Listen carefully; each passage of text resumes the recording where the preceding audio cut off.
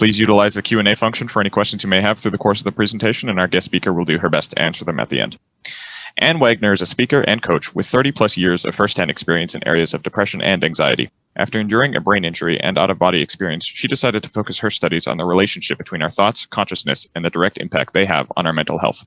Today, she'll be talking about how to prevent stress, depression, anxiety, and general burnout from interfering with our personal and professional lives. Please welcome Ann. Thank you very much, Max. I appreciate it. Hello, everybody. Thank you for taking the time to join the presentation this afternoon or evening or wherever you may be located. And this is probably a little bit different than most of the talks that you've listened to. I hope that it will be just as valuable for you. We're going to talk about hacking consciousness to improve our mental health. And I encourage you, if you have any questions or if I engage you with a question and you want to put an answer in the chat box, that's awesome. I'll try to communicate that way. If for some reason I don't get to your question, I understand there's a half hour at the end of the talk where we can do some question and answers. So here we go. And a little bit, as Max said, I'm Ann Wagner, and I am formerly a Cornell-educated executive with about 20 plus years in technology and the healthcare sectors. And about 7 years ago, I also, for that period of time, for about 4 decades, I had suffered from really severe chronic depression and anxiety. And then 7 years ago, my whole life turned upside down. And specifically what happened was I had a stroke and I had to learn to retrain my brain.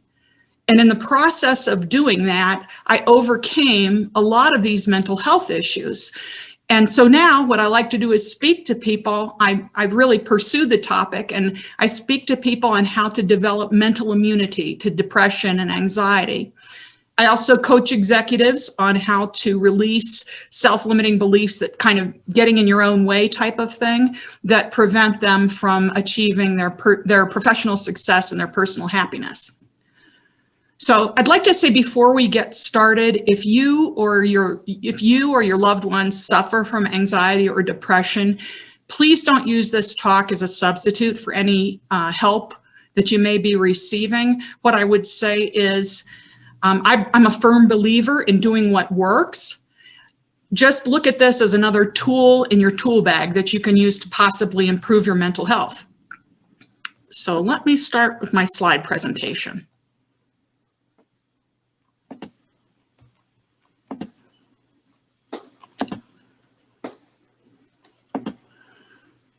Okay, and today's topic, hacking consciousness to improve our mental health. And I'm going to start by telling you a secret. You know, some people would have you believe that travel to faraway galaxies or exploration of our oceans or artificial intelligence is the next greatest scientific frontier. The secret is that traveling inside our own consciousness and exploring that connection with our divine higher selves and the universe is, in my mind, the absolute greatest scientific frontier. So let's lay out the problem. And the problem is that how do we prevent burnout, stress, depression, and anxiety from interfering with our personal and professional lives? I plan to answer that today. And I also plan to share this journey that I've personally taken, share some information about consciousness, a little bit about anxiety and depression, and the wonderful possibilities of leveraging an understanding of consciousness in order to improve our mental health. And I know this slide's a little silly, but I love to start out with it because it's perfectly representative. This is my first year softball team. So I'm thinking I was probably 9 or 10 years old. And if you look at the picture, me with a circle around, my head down, and I actually believe that if I couldn't see other people, then other people couldn't see me. And that's as early as I can remember when I had really bad depression and low self-esteem.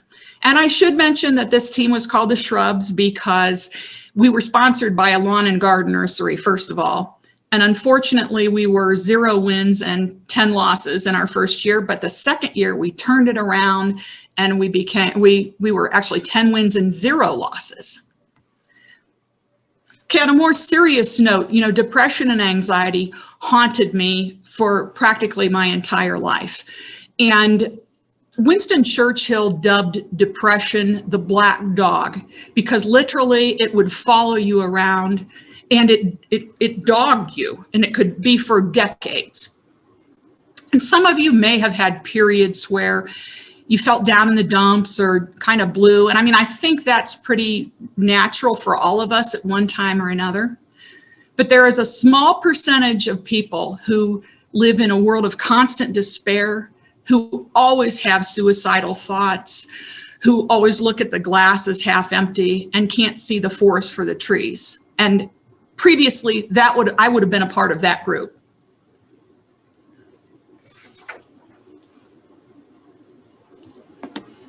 And I was a mess, a hot mess. And I'm not trying to minimize mental illness at all. It's very painful to go through, and especially to live with if you have it for a long period of time. And it's interesting to note that a couple decades ago, there was an even greater stigma to seeking help for mental health conditions. Nevertheless, I was very proactive about it. I went to physicians, I went to counselors, I got medications, and just nothing ever, I might have gotten a little temporary relief from a few medications, but nothing ever seemed to work permanently. And by the time I was in my late 20s, I was a wreck. I was totally broken. And I made this decision that I was actually going to split my personality. And if you wonder what I mean by that, specifically, I knew there was a way that you were kind of supposed to act that people expected. And it was so at odds with what I felt, which was completely broken, that I just simply decided I'm going to put on a happy face and I'm just going to push that brokenness down so far inside me, even I'll never find it again. Well, flash forward to about 7 years ago. It was February of 2014, and I had just had a surgery on my left shoulder, a rotator cuff surgery, which went fine. But 2 weeks to the day later from that surgery, I had a stroke. And worse, they gave me too many pain medications, and it actually put me into a coma, a temporary coma. So, I had no risk factors that I knew about for stroke, and it was a really big surprise to me when I came out of that coma and the doctors told me they had found this sizable hole in my heart. So suffice it to say, I had a lot of cascading medical problems then, and I had several hospitalizations after that point. And during one of those hospitalizations, something really strange and dramatic happened. And that was that I remember I was sitting in my hospital bed and I was just talking to the nurse, regular conversation. And I remember telling her, hey, I don't feel good. And I fell backwards in the bed and I felt like there was a 1,000-pound weight on my chest. And literally my consciousness kind of popped out of my body. And what I mean by that very specifically is it was about 5 to 10 feet to the left of the hospital bed. And I was just a peaceful bystander observing my body on the hospital bed, at this point, wailing and crying. And I was vaguely aware that the nurse had called a rapid response because she thought I was having another stroke. And, fortunately, I wasn't. But it was very peaceful. And then I'm thinking it took about 10 minutes. And about 10 minutes later, my consciousness crashed back into my body is the best way to describe it. And I was totally freaked out. It was very traumatic, having been so sick and having this out of body experience. But nevertheless, I had 2 realizations. And the first one was that, I had always thought of myself kind of as a body and mind. And now I had firsthand experience that, oh no, there's more than that. There's this consciousness and a body and mind. And I took this consciousness to be like my soul, something that would normally live inside my body when I'm alive, and then something that can exist for all time. And then I had another realization too, and that realization was that it's best to describe it as a knowingness, this huge knowingness that all human beings are interconnected to each other through this consciousness and to the universe. Now, I mean, what does that mean right now? I'll get to that a little bit later. At the time, I didn't have any way of processing it. I didn't put mental health and consciousness together. I didn't put two and two together at all. I was just trying to get over my shoulder surgery, right? And my stroke and my hole in my heart. Well, what I did was I got this idea that maybe I could start recovering some of the neuroplasticity in my brain from my stroke if I started to meditate. And meditation had never been suggested to me, nor had I learned it in my Christian tradition. But I thought, oh, okay, I'll give it a try. And so I would lay down and I would observe my breath. And it was extremely frustrating. I cannot tell you how frustrating it was. My mind was always going a mile a minute. But for whatever reason, I thought, no, I'm going to just keep doing this practice. So I did it twice a day, started out 10 or 15 minutes a day. After a while, I would say maybe about 2 months went by, and there started to be space between the thoughts. All of a sudden, there were periods of a quiet mind. And I mean, that was totally foreign to me, to actually have some quiet mind. And further, part of the problem was that I previously, with all of these thoughts, the thoughts would take me down a rabbit hole. Thoughts of things that hadn't happened yet, or that, where things that weren't realistic is what I'm trying to say. It took me out of the present moment. And somewhat serendipitously, a friend of mine suggested that I start a positive affirmation. And I didn't even know what a positive affirmation was, to be honest. And I said, well, what do you mean by that? And she said, I want you to say, I am healthy every day. Say it twice a day. And I looked at this woman and are you kidding me? I was as far from healthy as you could possibly be. I considered that to be a lie. And she said, just try it. You really don't have anything to lose. So I'm okay. She had a point. So very dutifully, every day, before bed, first thing in the morning, I would do my meditation practice. And a couple times a day, I would say, I am healthy. I am healthy. And again, I felt like a fraud. Early on, I felt like, why am I even doing this? And I'm not quite sure why I kept doing it, but I did. And I'm here to tell you, about a year and a half later, my physical health had improved dramatically. The doctors plugged that hole in my heart, and orthopedic problems that I'd had before, they no longer seemed to bother me. But the most amazing thing was that for all of those times, again, a year and a half later, saying, I am healthy, I wasn't feeling like a fraud anymore. I believed it. I said it and I believed it. It was automatic to me. And I realized that there had been a shift in my consciousness. I had changed the default pattern of my thoughts, which before didn't center around being very healthy at all. And I asked myself, could this be true? Could my thoughts influence my state of health? And, as a former science major from Cornell, I wanted to know, well, hey, if this works, how does it work? So this started me on a journey. And for the last 7 years, that I have been studying all I can about human consciousness and applying it toward how can I create a better state of mind? In general, how can anybody create a better state of mind? And further, kind of my rhetorical question, can we develop mental immunity to depression and anxiety in the face of really stressful circumstances like COVID or like political or social unrest? And I'm here to tell you that I think the answer is a resounding yes, we absolutely can.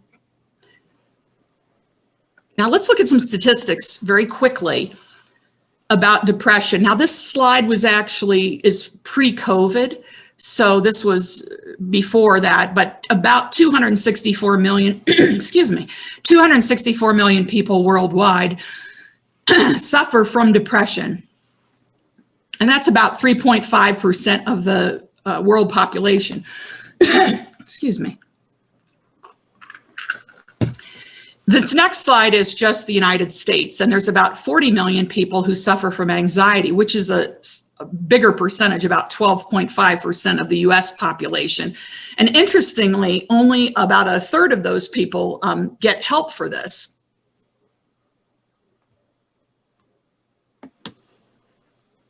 Okay, so far, all I've done is go kind of on and on about my story. And I'm willing to bet that you have a version of this yourself. And we're going to get more into this because I want to help you in any way that I possibly can. So let's go over some of and this is not an exhaustive list, but some of the root causes of depression and anxiety. And, it's fairly straightforward here, but I'll just touch on them. Abuse, that might be sexual or emotional, genetics. Although interestingly, if you have a predisposition toward it, it doesn't mean you're doomed to have mental health conditions just because your parents did, because there's a growing field of epigenetics that shows the expression of genes is hugely influenced by our environment. There's medications. I don't know whether any of you may have taken steroids. I mean, roid rage is what they call it. And there are other medications too that can cause mental health problems. A death of a loved one, right? We grieve differently, and some of us it affects so profoundly. Illness or trauma, including maybe PTSD. So you may know, if it didn't happen to you, you may well know somebody who had one of these circumstances. I've got other personal problems like divorce or a major move or a loss of a job. And then at the bottom, I've highlighted major events. And that's what we're going to talk about today. A lot of the major stressors that we've had in the year 2020 and now into 2021.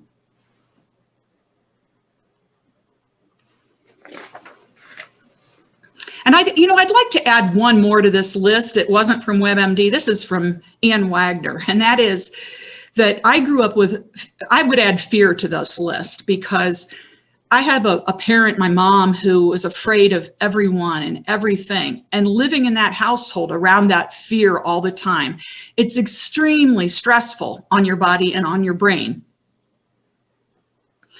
And I'm guessing that each one of you, or if not all of you, but most of you may have this may have happened to you, is what I'm trying to say.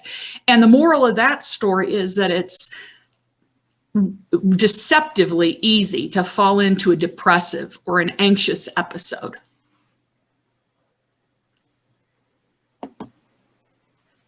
So I'm going to take just a quick break here for a minute and ask you directly, if you're willing to share, would you put in the chat box what your biggest challenge has been, your biggest mental health challenge has been in 2020 or 2021?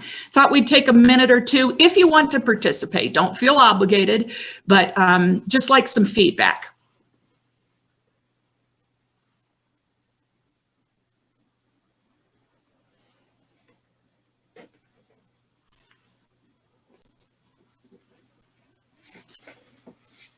Okay, well, let's move on then, and I'm going to share, I'm just going to keep going here, but I have my own short list, and I would ask you to see if that applies to you as well. Okay, and the first one is this fear of this thing called COVID-19 and a real fear of mortality. And I'd like to share just a brief personal story, and that is that in May, my mother in a nursing home contracted COVID. At the time, I made the mistake of FaceTiming her the day before she was actually diagnosed with that. So with her nurses, I saw her and she didn't know who I was. She was delusional.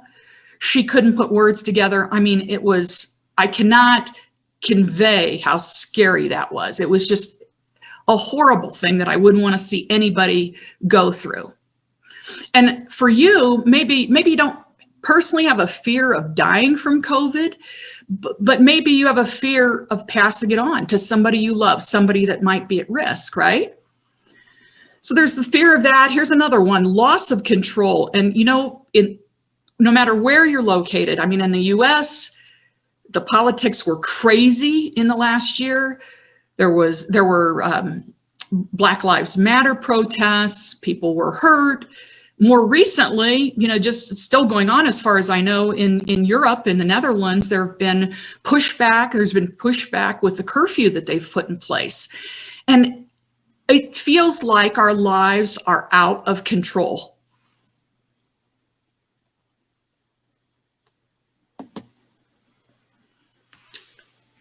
And social isolation, I hope you can relate to this. I mean, this was a huge thing for me. That going into quarantine was such a shock. We basically had no adjustment period whatsoever, right? One day there's people that are working in office buildings and the next day they're told to stay home. Or worse, maybe they're laid off from their jobs. And on top of that, family and friends that they used to socialize with, that's not going to fly anymore. Only the people that live in your immediate household are you allowed to socialize with. So I want to make the point that I believe that our jobs or whatever we do on a daily basis tend to anchor us into the present moment. And when that anchor is modified or when it's gone altogether, we struggle. Our normality can go right out the window.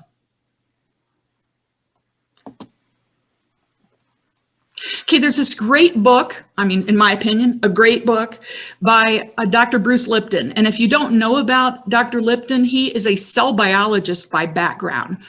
But speaking specifically to social isolation, he talks about in his book how there are 19,000 human genes, and of those, 209 of them show markedly different expression between lonely people and non-lonely people, particularly in the areas of the inflammatory and the immune response.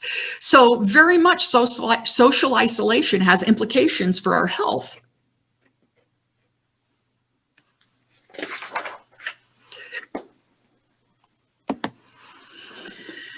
Some more issues, frustration, anger. I bet most of you can understand this to mask or not to mask craziness.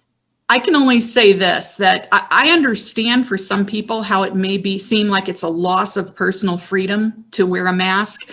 But after seeing somebody actively go through COVID, albeit I was at a distance, but to see it, my own personal opinion is whenever I'm around in close quarters with other individuals, I'm going to be wearing a mask.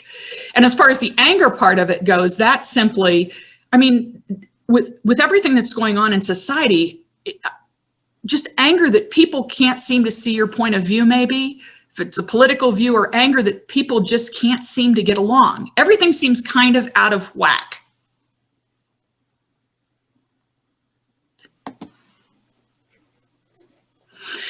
And finally, fatigue. And specifically, I don't know about you, but I am just plain tired of COVID. I'm tired of staying home. I want to go out and I want to socialize like I used to. I just want it to be over. So this is kind of my list that I've put together here. And I'd like to ask you, do you have any comments or questions you'd like to add before I move on to some significantly more positive information? So if you do, put it in the chat box. If not, we can talk after the meeting. Whatever works for you. Okay, I'm not seeing the chats, so we'll check on that later. I'll check that out later. I'm going to move on, not because I'm ignoring anybody out there, because I really do hope you'll stay at the end so that we can have a dialogue about this. But I'm going to touch on consciousness, and specifically the mechanism of the conscious and the subconscious mind.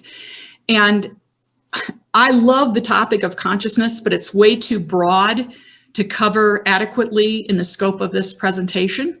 If you are at all interested, this slide that I've got is a book, The Divine Matrix by Greg Braden. This gentleman started out as a geologist, but he's been studying this for 35 years. It's fascinating. It's got some super interesting information about how consciousness actually relates to the matrix of the universe. So, terrific book if you have some time to read it. I, though, am going to speak a little more practically about how the mind works and then some techniques that you can use to improve your own mental health.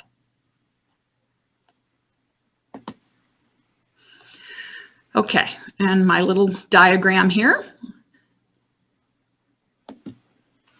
Okay, might be hard to believe. Maybe you've heard that very little of our conscious mind is actually used on a regular basis. Most estimates, I checked at a couple different places, I got about 5%. And that means that the remainder, that 95%, is the subconscious mind. And that would include learned behavior patterns, learned thought patterns, maybe since as far back as childhood. It also would include information that would be important to our survival as human beings, things or information that we have that's important evolutionarily. So I want you to picture this. I want you to picture that you are out on this awesome hike in Colorado, where I happen to live, right? You're out in the woods and it's a beautiful sunny day and you're so psyched about it.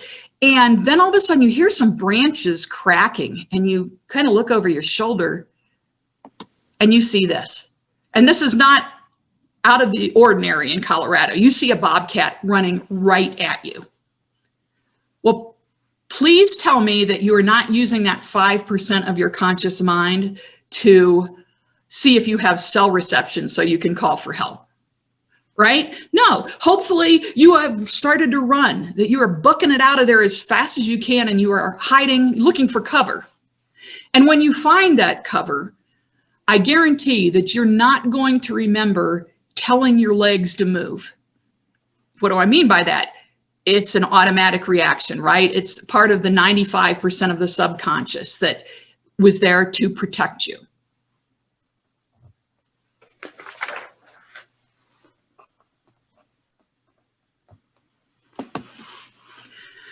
Now, you would think that our conscious mind and our subconscious mind ought to work pretty well together, in harmony. Well, why can't I lose weight, right? Well, I couldn't lose weight for a long time, even though the 5% of my conscious mind really wanted to do that. 95% of those thought patterns were like, you're a chubby kid. You know, you have no self-control. You know, you like jelly donuts. So basically, I have sabotaged myself before I have even started my diet. Similarly,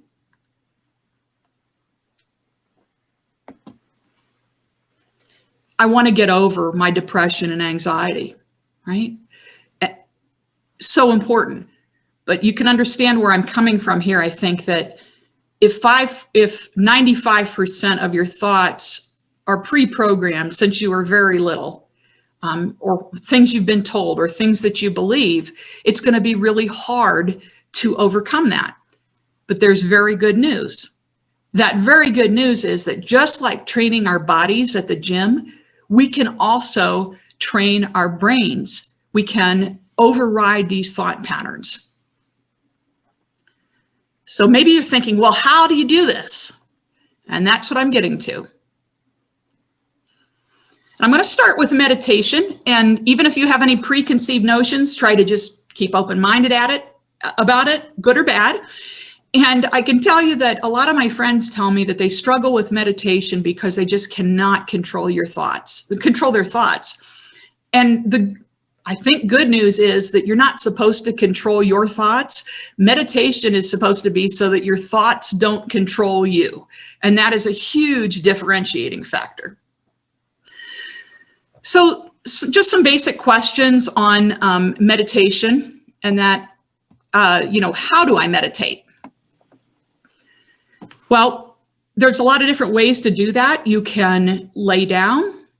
You can sit up. It's best to keep your spine straight. You can do this silently. You can do this I prefer guided meditation. You can also, mainly what you're doing is you're usually observing your breath, although some people prefer to observe like a stationary spot on the wall. So there's a lot of different ways to do it. It's not critical which works for you. It's what do you feel comfortable with? And people have asked me, isn't meditation a religious practice? And certainly it can be part of one. Look at Buddhism. Meditation could be very important. But the point is that it doesn't have to be tied to a religion. And as a matter of fact, I prefer to look at it like it's a positive lifestyle practice. A girlfriend of mine asked me, she said, is meditation against God? Am I doing something wrong if I meditate? Is that against God? And I thought that was an excellent question, because I was raised as a Protestant Christian. And so I thought, well, I'll look to the Bible here. I'll see what I can find. And I think I found about 7 references to meditation, always in the context of prayer. So I would say if you have any hang up that you think meditation is somehow intertwined with a particular religion, I would say instead, turn that around and consider meditation to be part of just a prayerful practice. What are the benefits of meditation? Lots of benefits, but a few that I've mentioned here: reducing stress and anxiety. And there was a research study at Harvard. The researcher was Sarah Lazar in 2011. And she actually found that the brain changes its structure with meditation. Specifically, what's called the hippocampus, and that part of the brain is responsible for learning and memory. That actually, the cortical surface physically grew in people who meditated. In addition to that, the amygdala, which is an anxiety and fear center, that actually shrunk. So it has meditation has very real emphasis on your body, what it can do. Increases focus and concentration. This is something I can tell you just in the last 6 or 7 years that I've been meditating. My focus and concentration are definitely, I'd say, at least 10 times better than they were in my 20s and 30s. So if you ever worry about forgetting things, meditation's a great thing to do. Third, I've got increases your ability to stay in the moment. And I'll tell you a story that best explains this. About 6 years ago, I took a group meditation class. And the instructor was a nice young woman who had been meditating essentially all of her life. And she came up with this crazy statistic. She said, and she was also very intuitive. She said about 98% of the time, I think people are not living in the present moment. They're basically following thoughts and going off on tangents. And I was like, well, that seems super crazy to me. And so why is it even important that we would want to stay in the present moment? That's what I want to address right now. Well, the reason is because, think about it, that the past has already happened, right? We tend to reflect on things in the past, but that doesn't do us any good. We can't change anything that's already happened, right? The opposite of that, we can't. The future hasn't happened yet. We have no idea what's going to happen between now and then. So all we have left is the present moment. And I think why I want to stress this for people that are depressed or anxious, because when you're not staying in the present moment, again, as I alluded to earlier, your mind is going down a rabbit hole following all of these thoughts.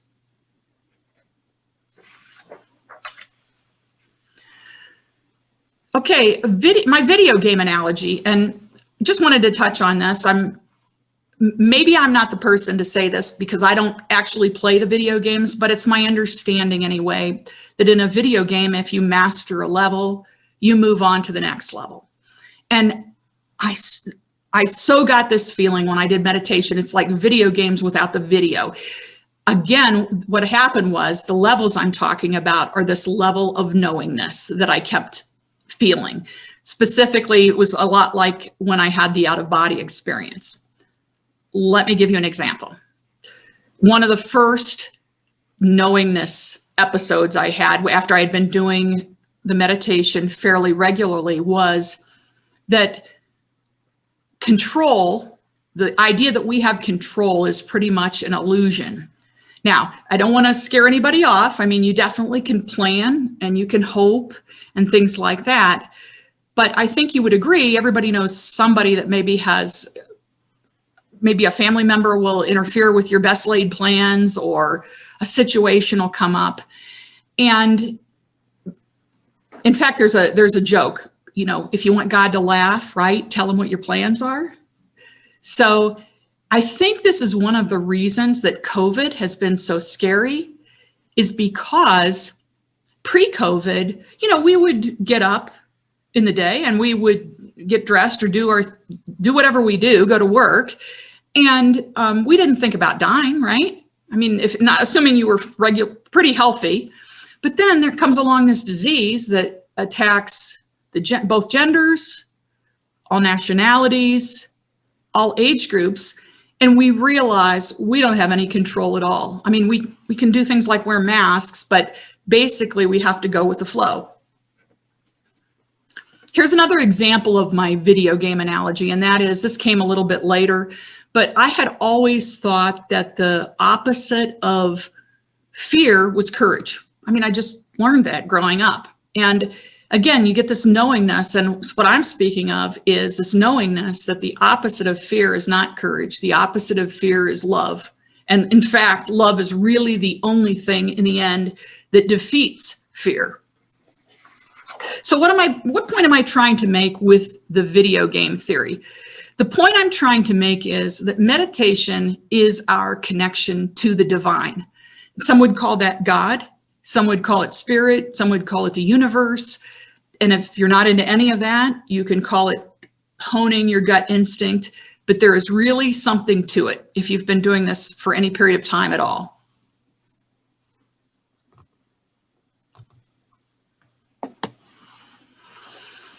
And affirmations. Remember I told you earlier that I really wasn't sure why it worked for me to do meditation and do these affirmations. Well, here is the scoop.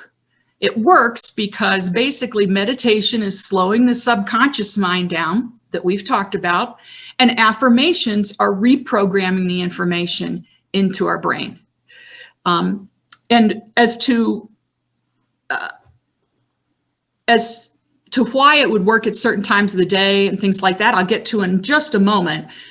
I'm going to give you a gross oversimplification, though, just to start out, and it really is an oversimplification, but we tend to think of ourselves as really complex beings, human beings, and to some extent we are, but what we really are fundamentally is really well-organized matter, which is a form of energy.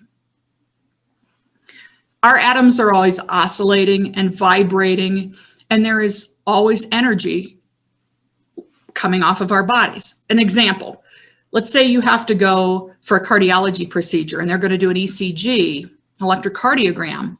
And so they put electrodes on your chest, right? And the doctor or the technician is measuring that electrical potential by putting these wires on top of your chest.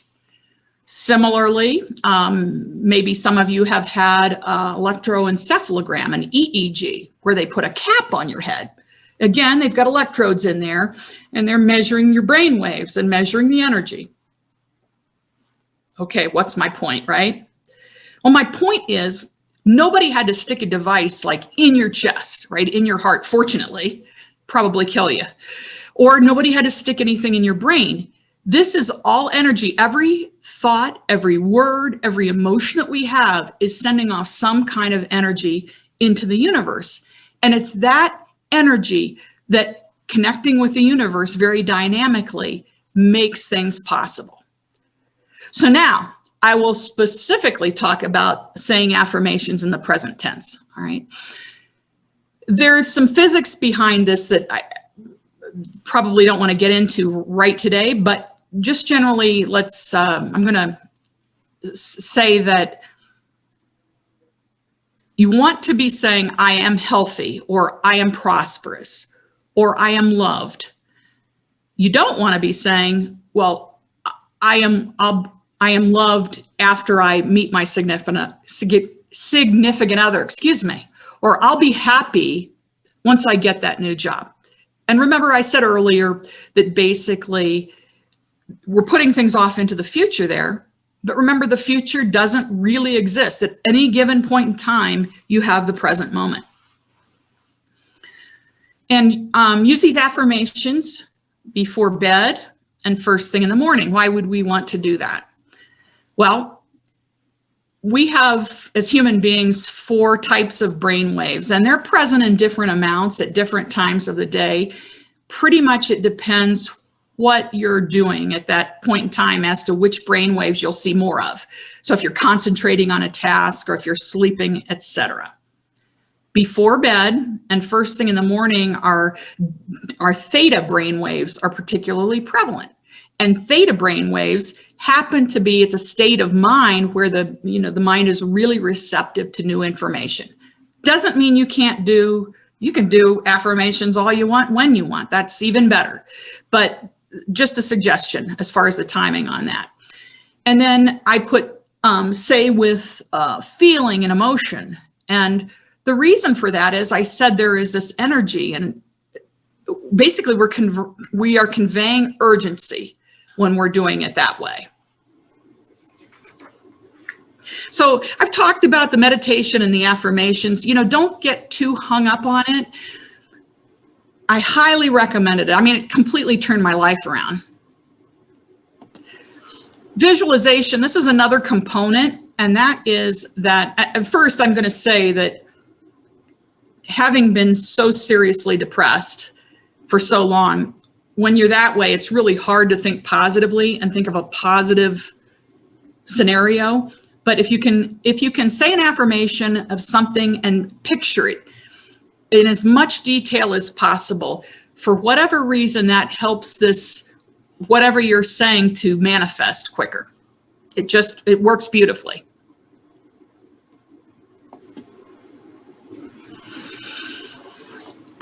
We're coming near the end here. Gratitude. And again, as somebody who was really depressed, I can tell you that I never expressed gratitude. I mean, I hated my life, right? Gratitude is huge. First thing that gratitude does, when you say thank you, it tends to plop you again into the present moment. Hopefully you are seeing the theme here about being in the present. The other thing about gratitude is, no matter how little it is, the more things that we're grateful for, the more things the universe seems to give us. So I say that, I'm thankful for for a paycheck, or I'm thankful for my beautiful, healthy children. What I encourage you to do, if you are skeptical of what I have to say about this, start a journal of your own. And every day for 30 days, put down about 4 things, try not to repeat yourself too much, but put down 4 things that you're really thankful for.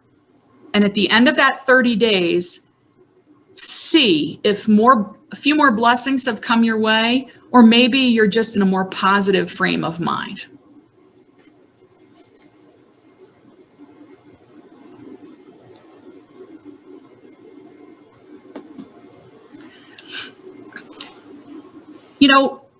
When there are times of difficult and stressful circumstances, it is so important to still our minds. And when we practice meditation on a regular basis, we become more resistant to distressing thoughts. Basically, we're not following the scary anymore. We want to live our lives. We want to observe things without putting undue emotion toward especially anything particularly negative. And many religious traditions believe that our outward environment is a reflection of our thoughts and our feelings inside ourselves. So I would ask you, take a minute to observe your outside environment. Is it peaceful or is it stressful? And as I can't come to the end of the presentation here, I'd promise that I would give you some tools that I think would help you or your loved ones on their mental health journey. And I'll tell you right now, I am a complete warrior about doing these activities, because that's how I keep mentally immune to falling back into depression and anxiety. But this is a PDF. There's 5 things you can do every day to prioritize your mental health. You can go to my website, to that link, just take a picture of it or whatever. And please put your name in there and you'll get the free PDF. Alternatively, I've left my email. If you have questions, especially if we don't get to your questions today or something comes up later, contact me. And I've left my phone number as well. Now, I'd like to kind of wrap this up by saying that I think many of us, and I included myself in this group, we think that our circumstances, we kind of fall into this routine and we think that our circumstances won't change. And of course, then when we think that, our circumstances don't change. It's kind of like thinking that the tail wags the dog. What most of us don't realize is that everything begins at your point of consciousness. So we are dynamically, with our thoughts, interacting with our environment to create our future going forward. So if you don't like what you're seeing now, you have the ability to change your thoughts, and you can actually change your destiny to be completely separate of your outside circumstances.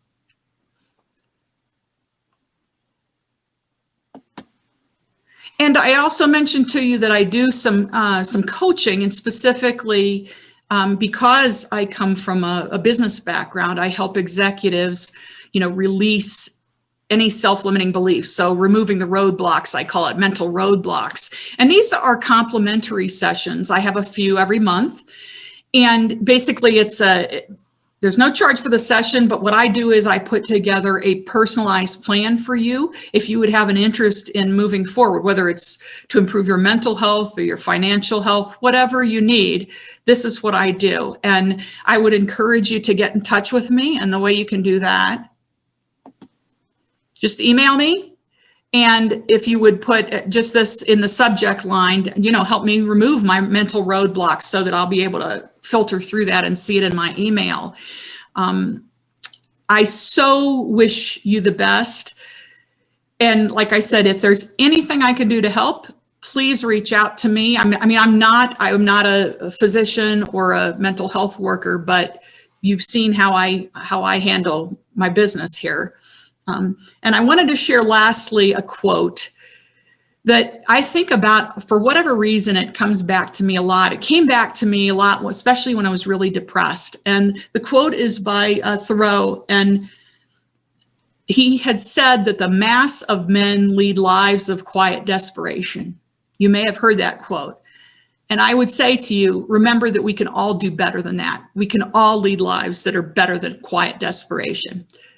So I wish you success, and thank you for attending.